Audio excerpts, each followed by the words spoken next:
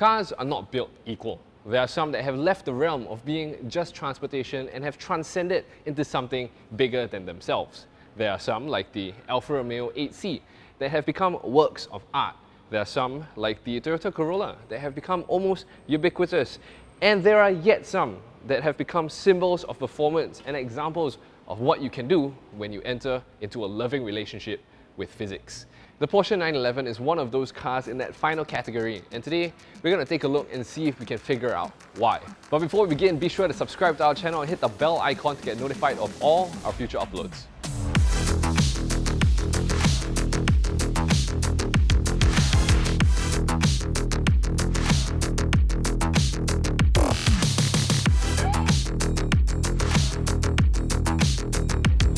This is the 8th generation of 911, or the 992 as it's more commonly known. And at first glance, it might be a little hard to see just what has changed. It's still undeniably a 911 shape, it still looks roughly the same as the original, and the engine is still in the same place as the original. But when you look at it a little closer, you realize that this 911 has grown. Is now wider and more fierce looking than ever before. And even on this, the base spec, a rear-wheel drive only 911, it still shares the same bodywork width as the all-wheel drive models, a change from the 911s of old. Now the 992 generation also features not just updated headlights, which look very cool, but also active aerodynamics in the front as well as the rear of the car. So check out these air intake grills. At medium speeds, these stay closed for minimal air resistance and of course better fuel mileage. But at high speeds, they open up like they are now to effectively balance out that aerodynamic efficiency as well as the additional need for cooling when you're driving at high speeds.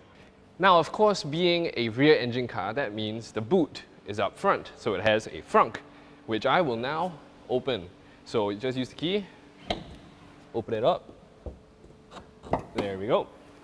Now, Porsche claims 132 litres of space, but I don't know what 132 litres is, but what I do know is how to climb into boots. And I can get in here. I can't lower the hatch, obviously, without keeping my head, but if you have some items that are about half the height of a me, and you need to put them in your Porsche 911, now you know you can.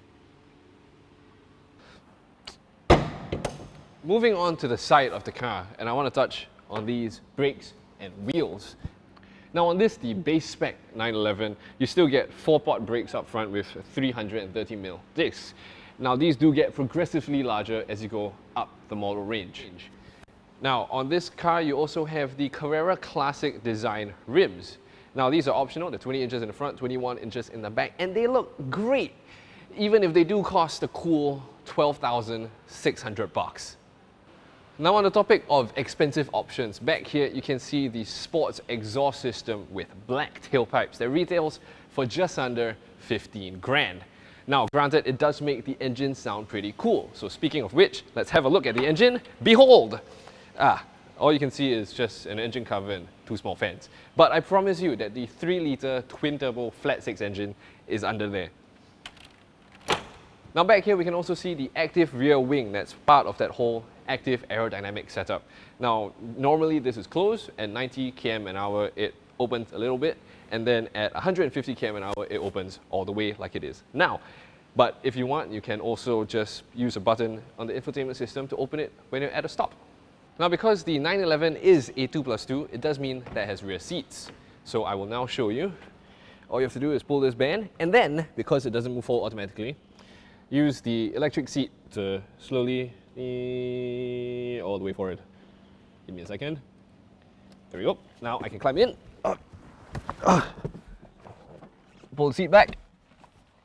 And then I'm squashed.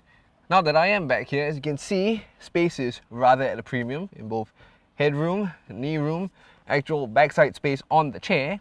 Now I'm sure this is not meant for fully grown people like myself, but if you have small children, small friends, or people you don't like very much, you can pop them back here and I'm sure they'll be fine for a short drive. So welcome to the interior of the Porsche 911. And one of the things I want to talk about first is a must-get option. It's the Sport Chrono package. So what that includes is the special Sport Chrono clock. You get the drive mode selector with some of the driving modes, as well as some extra telemetry features. But the most important thing is that the Sport Chrono package unlocks the extra performance from the car. So you get 0.2 of a second faster to 100 and stuff like that. Now, the cost of this package is $13,500. So bargain option it is not, but I do believe that you should get it if you're already spending the money on a 911. Now, moving on, we have right in front of me the signature 5-dial Porsche display. Now on this, the 992 generation, I just get one gigantic analog tech right in the middle, which I really do enjoy, and it's flanked by two 7-inch digital display screens which handle the rest of your on-screen data. Now just in front of that, we have this lovely thin-rimmed sports steering wheel that is it's just the perfect size to hold. I don't like the thick steering wheels that many brands go for these days. I much prefer this thin-rimmed one. And then you have the metal gear shift pedals, which are such a joy to use, once again, with that PDK gearbox. And then in the middle, you have the PCM, the Porsche Communication Management. It's just a fancy term for the infotainment system, but it works great, it looks good, there's no lag or anything, and you can get most of what you need either in the screen or through the hard buttons in front of it. And speaking of these buttons, all of these touch surfaces, they're just so nice.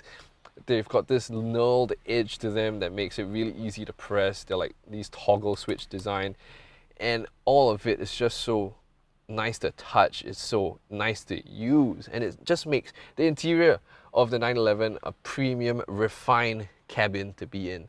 But of course, in a car like this, what's really important is how it drives. So now, even though I am fully aware that this is not great driving weather, I think I will start with a launch. So to start a launch, get into Sport Plus mode using the drive mode button, which I am in.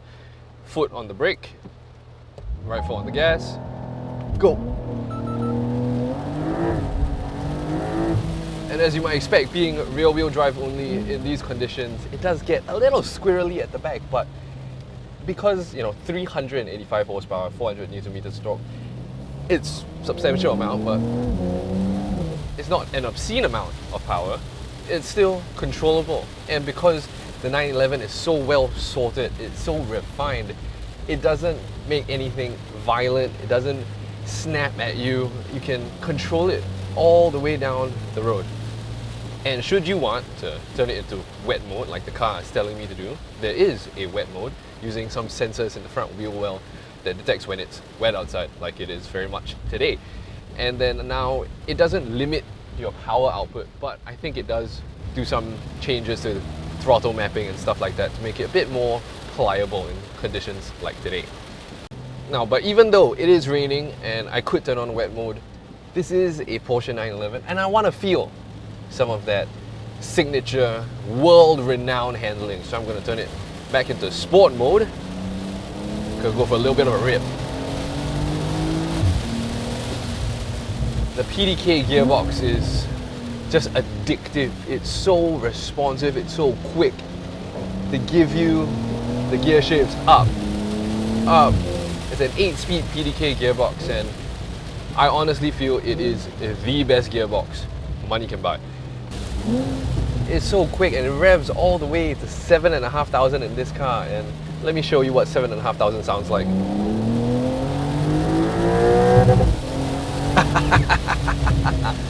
And when you turn it into manual mode using the manual button, it doesn't automatically shift for you when you hit the red line. It doesn't turn it back off. It keeps itself in manual mode like a proper performance car, which is something I really appreciate. And because this is, of course, a rear engine car, you can feel it is so light on the front. It responds very positively to having a bit of brake on turn-in to get that nose settled and diving into the corner. And because the engine and all the weight is over the rear wheels, you get phenomenal amounts of traction even in ridiculous weather like today. Now this car has a good many plus points, but one of my favorites is the steering response. It's so direct, it's so agile. You can just point it anywhere you want. It's razor sharp. Whatever small movement you do is translated into real world movement of the car.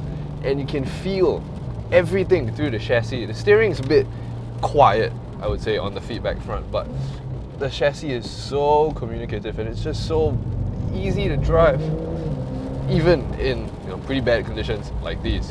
And the next thing are the brakes. Even though this is only the base spec Carrera, sounds kind of stupid to say, doesn't it? A base spec Porsche 911.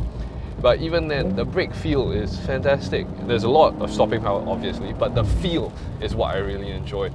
And the pedal spacing, like, I do appreciate the fact that Porsche have extended the brake pedal out to the left, because that means I can left foot brake. And I do enjoy left foot braking, especially through the tight and twisties like this road. And even when you're not pounding around corners, going up and down through the wonderful PDK gearbox, and you're doing just normal day-to-day driving like most people do, the 911 is just so good at it. It's calm, it's quiet, it's comfortable, it's not too noisy, it's not too big, it's easy to park, it's easy to drive. I can use the wireless Apple CarPlay and wireless Android Auto to play my tunes through the great Bose sound system. And I think that's what sets the 911 apart from its competitors, because there are plenty of high performance sports cars and supercars out there, and they're all very good at doing one thing, which is going very, very fast. But what I think the difference the 911 makes is it's not just good at one thing only. No, it's good at everything. It's a usable car that almost has a split personality that you can turn into a high performance vehicle. I've got space in the back. Not a lot of space, but I have space in the back. I've got space in the front to put some items. Now, on Porsche's webpage for the 911, they use the slogan, "Built for the road that never ends." And I don't think I've ever seen a slogan so perfectly appropriate for any other car I've driven, because the 911 is the perfect car. No matter how long, how windy, how urban the road may be, the 911 does all of it so well. And after 8 generations of refinement and evolution, it's hard to see how it can get any better than this.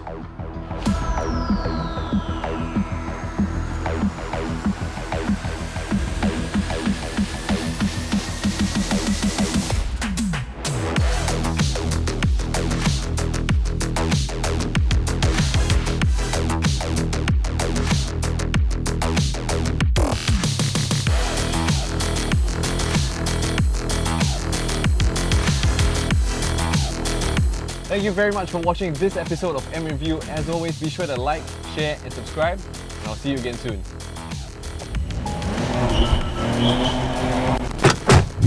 Motorist